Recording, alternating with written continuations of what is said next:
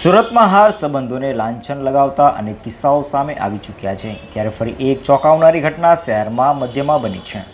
સગીરાને દીકરી બનાવવાનું કહીને નાલબંધ દંપતીએ તેણીને નશાકારક પદાર્થ પીવડાવી દેહ વેપારમાં ધકેલી દીધી હતી। આખરે સગીરાએ લાલગેટ પોલીસ મથકે જઈ ફરિયાદ નોંધાવતા પોલીસે દંપતી સહિત 4ને ઝડપી પાડી સળિયા પાછળ ધકેલી દીધા છે। સુરતને શર્મસાર કરતી ઘટના બની છે। સુરતના કોટ વિસ્તારમાં એક ચોંકાવનારી ઘટના બની છે, જો કે આખો મામલો પોલીસ મથકે પહોંચ્યો છે।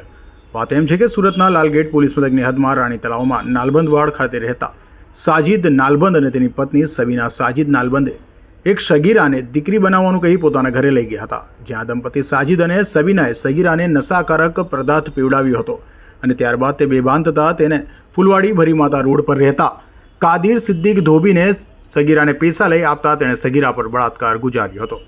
તો ત્યારબાદ ભાગડચા રસ્તા પર આવેલ A1T સેન્ટરમાં રહેતા સાહિલ સદ્દામ અંસારી સહિતનાઓને પણ પૈસા લઈ તેઓએ પાસે સગીરાને મોકલી હતી।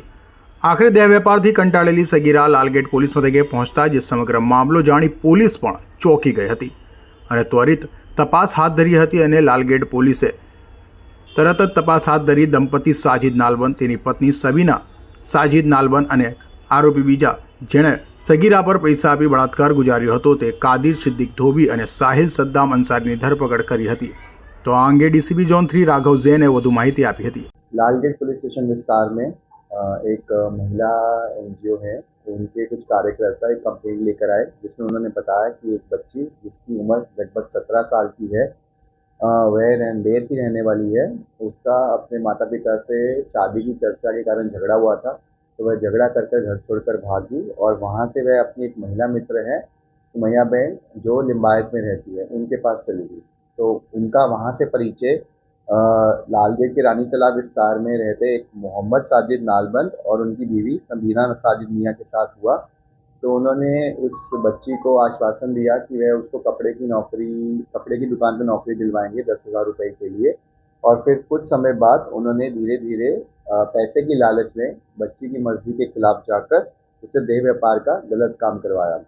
और ये जो हमारा आरोपी है मोहम्मद साजिद नालबंद, वो 52 साल का है और रानी तालाब में रहते हैं, और उनकी बीवी सबीना साजिद, दोनों को अरेस्ट कर लिया गया है। और साथ ही साथ कादिर सदीका जो मदीना मस्जिद फुलवाड़ी के पास रहते हैं, और साहिल सद्दाम अंसारी जो A1T सेंटर के पास रहते हैं।